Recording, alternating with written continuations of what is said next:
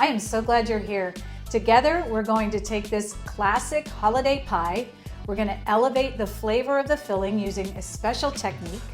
This pie will have a flaky, buttery, tender crust, a sweet, gooey filling, and crunchy toasted pecans.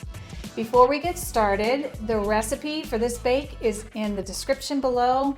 The ingredients are there, all the measurements, the tools I'm using for today, everything is in the description box below. The first thing we're going to do is lightly toast pecan halves. You can actually get chopped pecans. I didn't actually. These are whole, so I will have to chop them. But you need 1.5 cups of chopped nuts. That is 180 grams. I'm just going to spread them out. We're going to put them in the oven at 350 degrees. That's 175 Celsius. For like 5 to 7 minutes, and really we're just drawing out those nice oils and flavors.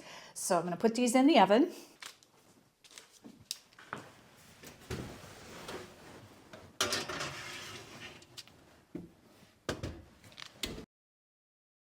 The pecans have been in the oven for about 8 minutes, so I'm going to take them out of the oven.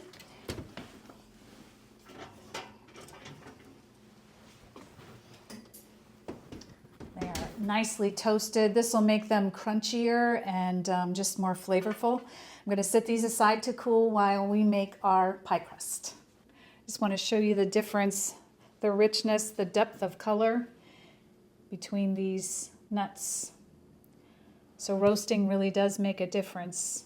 These are nice and brown. Grab a medium-sized bowl.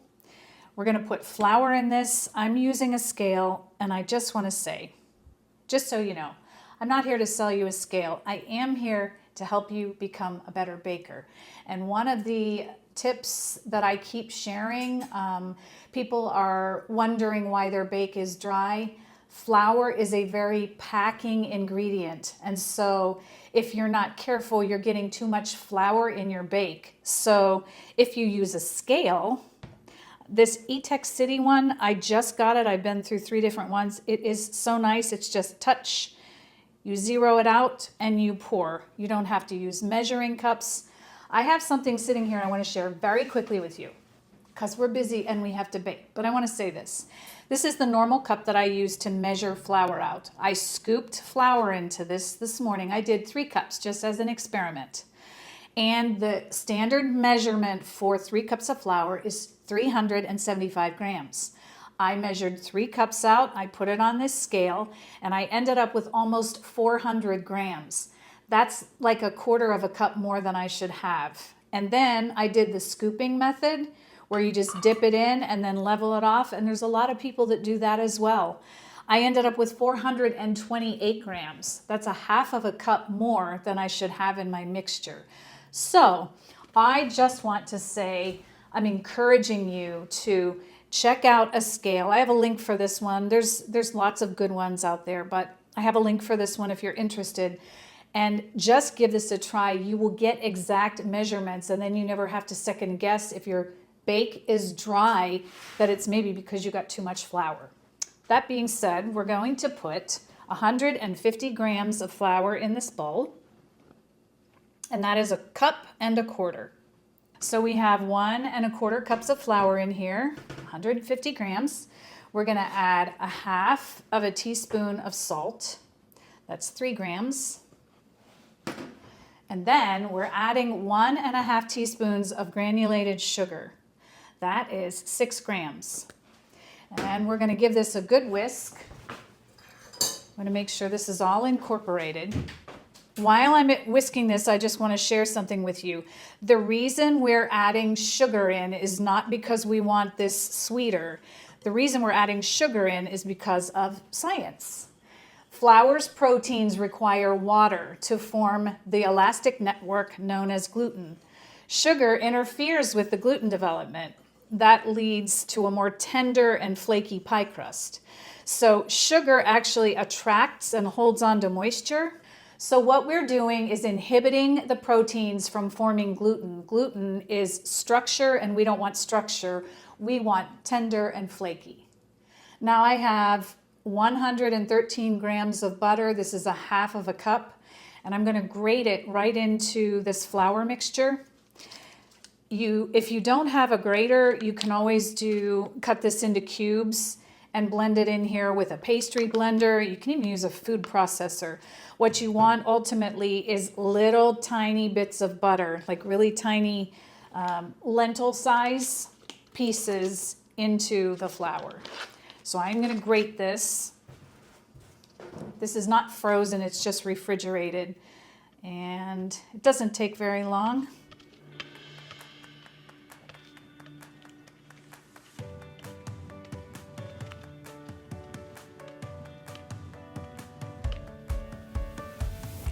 Once you get your butter all grated, isn't that so pretty? It's just a beautiful pile of little shreds of butter. This is the easiest way to incorporate your butter into this mixture. Now we're going to give it a gentle toss. Another way to inhibit gluten from forming is having fat coating the flour. So as we're doing this, the pieces of fat are actually coating some of the flour. So I just want to show you the texture in case you can't see it. It's just a nice crumbly little mixture. Now we're going to add water. I have some ice water here. The measurement here doesn't matter so much. I just wanted some water to be chilled. We're going to start with 1/4 cup of water. That is 60 milliliters. This is 4 tablespoons. I'm going to give that a stir. Then you're just going to add 1 tablespoon at a time. You just kind of use your observation skills. What you're looking for is the dough to start coming together. When it starts clumping, when you see less and less of the dry powdery and more of it forming a ball, that's what you're looking for. You do not want it sticky, but just nicely forming a ball. So I'm going to do another 2 tablespoons. That is 30 milliliters more. And I think that will do. Usually that's what I end up doing, but I always start lower first. It's easier to add water in. You cannot take it back out. Good rule of thumb. And this should do. I'm starting to see it coming together. So now you just use your hands. And what I do is just start pushing it up onto the sides. You want to form it into a ball. And while you're doing that, you're kind of just pressing it and you're gathering the dry particles. And hydration is a tricky kind of thing. Depending on the flour, the type of flour you're using, or even the elevation you're in where you live, hydration happens in different levels. So if you need to add more, if it's way too dry, add another tablespoon. And if you feel like it's coming together nicely, then just form it into a ball.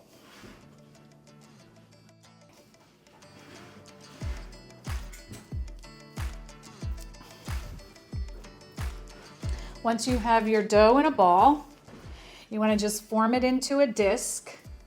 We're going to wrap this in plastic and put it in the refrigerator for about 20 minutes. That gives the dough, like the gluten, a chance to relax and the butter a chance to set.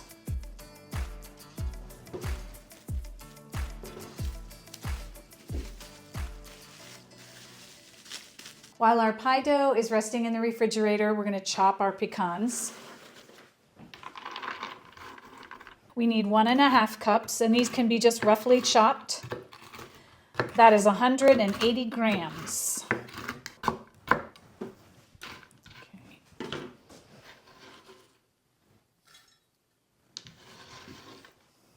So there is 1½ cup nuts. That is 180 grams.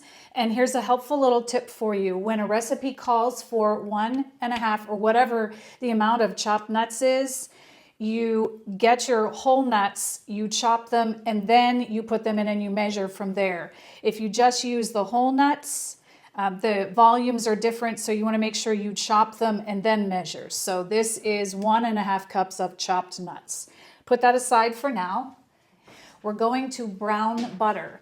This recipe calls for 4 tablespoons of melted, unsalted butter. That's 56 grams. Instead of melting it just traditionally, we're going to brown it. So you need a stainless pot, something that's light in color. If it's aluminum, that would be fine too, but you need something that's light in color because as you're browning the butter, you have to monitor the color. Once it starts to get to a certain dark caramely color, then you remove it from the heat source. Right, so we're gonna come on over here to the stove. We're gonna put our butter into the pan. We're gonna turn the heat on medium. While this is melting, I just wanted to explain a couple things because we have like a minute or two. So if you're wondering why brown butter, this process transforms a one-dimensional butter flavor into something that is more complex and rich.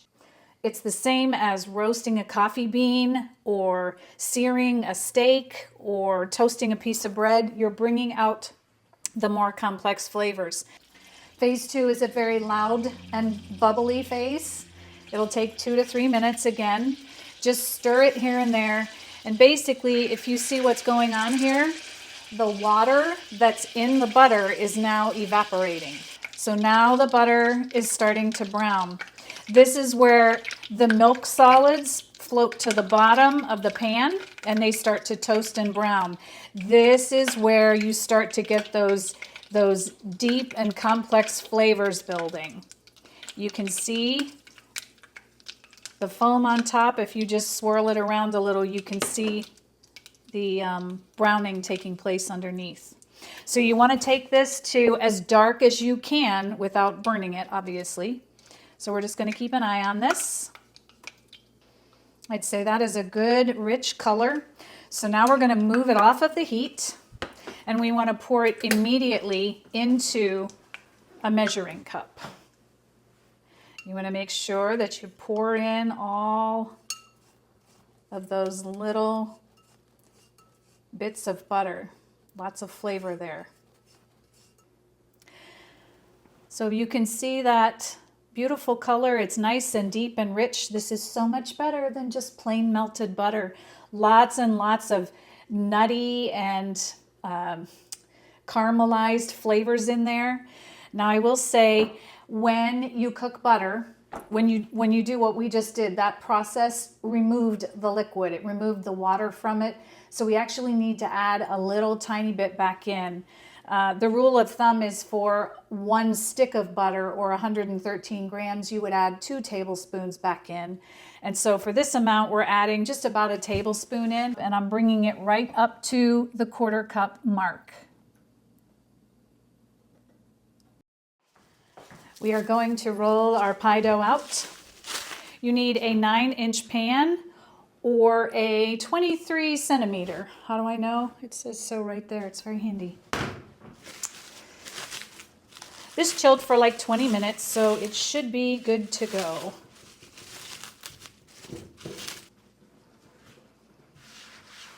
You want to lightly flour your surface.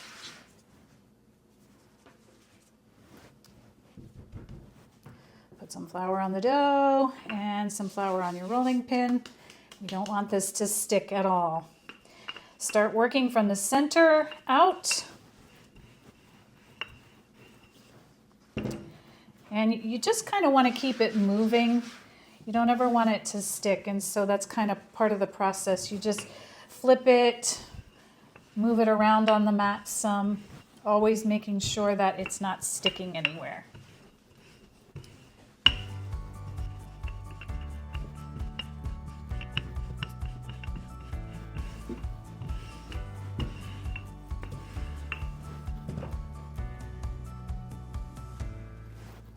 This is about how thin it should be. It's like about 1/4 inch. So that's about 6 millimeters thick. Now I've folded it over. Put your pie pan there, slide your fingers under, make them like a paddle kind of flat, and just slide it right onto the pan about halfway. And then you just want to flip this over. There. is our lovely pie crust ready to go. So you want to just kind of lift it, nudge it in there gently. Don't pull it, don't stretch it. If you pull it and stretch it, it will stretch back when it bakes. You just want to kind of guide it in there gently. Make sure it's around the edges. And then we're just going to trim up the edges. I usually leave about like 1 inch out from the pan and just go the whole way around. So this edge is about 2.5 centimeters. It doesn't have to be exact. I usually just try to leave about the same the whole way around. And then I just take that and tuck it under when I'm done. Okay. Now this overhang, you just want to tuck it underneath just like that the whole way around. This will give it a little bit of a sturdier structure at the top.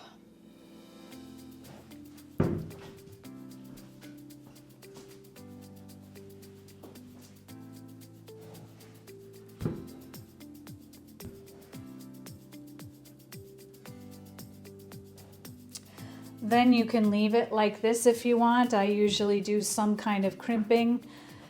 There's all kinds of different ways. I'm just going to use my finger and thumb and kind of pinch, make a scalloped little edge. This makes it look prettier and more finished. And there, look how pretty that looks. Now this needs to go into the freezer, I would say probably at least 30 minutes, 45 minutes is even better. When this goes into the oven, you want it to be frozen. Butter crusts they can weep, they can sag a little bit. So you want to make sure that this is frozen when it goes into the oven.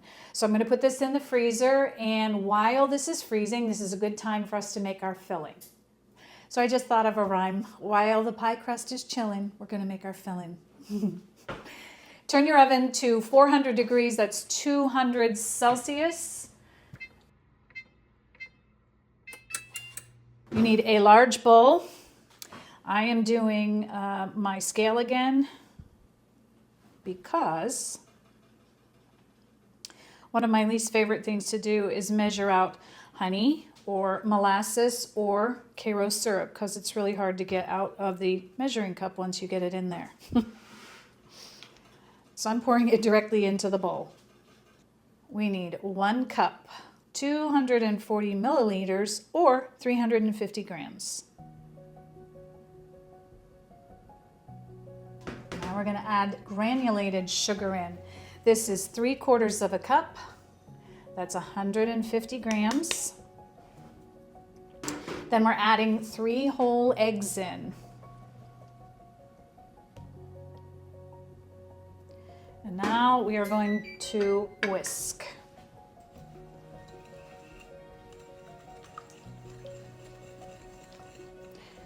Okay, now the fun part. We worked hard for this, and we get to put our browned butter in now. All those beautiful little bits. That has a really nice smell. Once you're sure you have your butter mixed in, add 2 teaspoons of vanilla. That's 10 milliliters. And then this last very important step, salt. This is really important. We have one big giant sweet note here.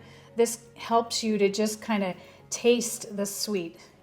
It enhances the flavor and just kind of really seasons it a bit. That's 3/4 of a teaspoon, and that's 4.5 grams. This is looking really nice and caramely. Our pie crust is frozen solid. Perfect. Now we're going to add the pecans right onto the top of the crust. You can stir them in here, but this is just as easy. Just put them right in there. don't know if you can see that or not. And then we pour our filling right on top. Look at that. Yum.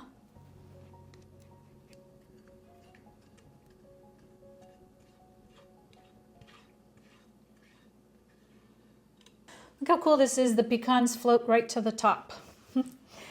Now I'm going to do one extra step before we put this in the oven. I'm going to beautify it a little and make it a little more special.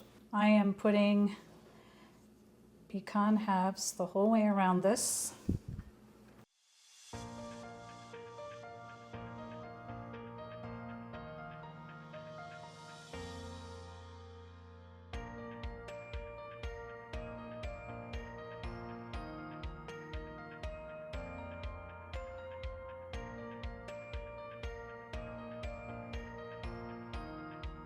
So I'm putting this on a baking sheet just because it's so much easier to handle this whole thing on this instead of this very wobbly dish.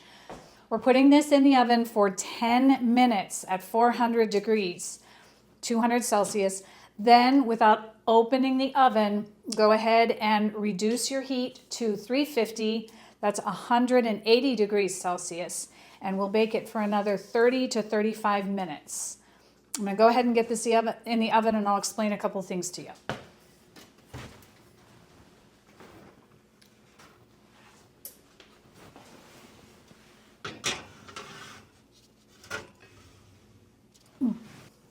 I just wanted to share with you while the pie is in the oven, what we're looking for at the end is the crust is going to be brown. If you get to a point where you feel like the pie still has 20 or 30 minutes to bake and the crust is really browning, you can put a pie shield on to protect it from burning. You can tent it with foil just to make sure that it doesn't get too dark before the center of the pie is done.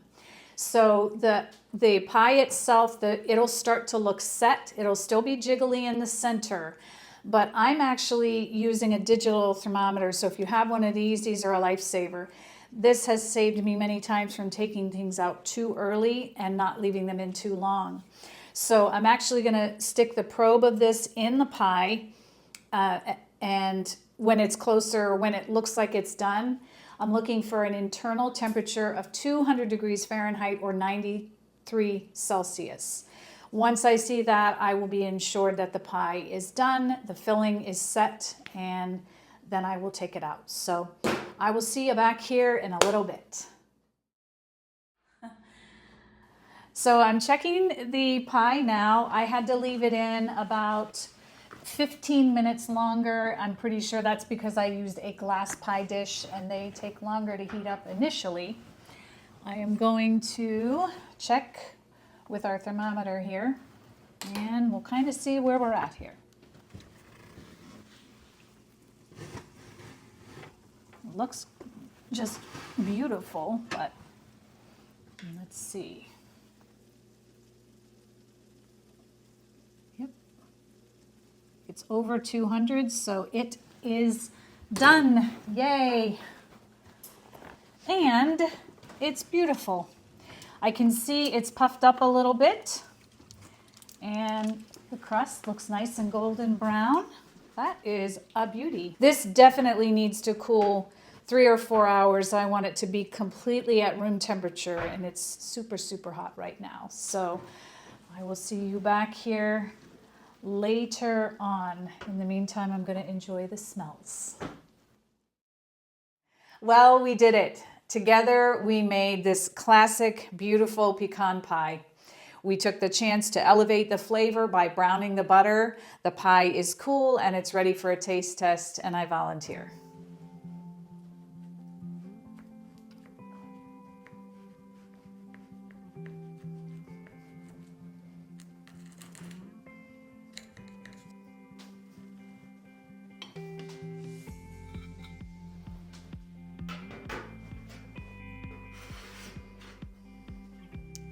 Wow, look at that. That looks amazing. I'm gonna try a bite.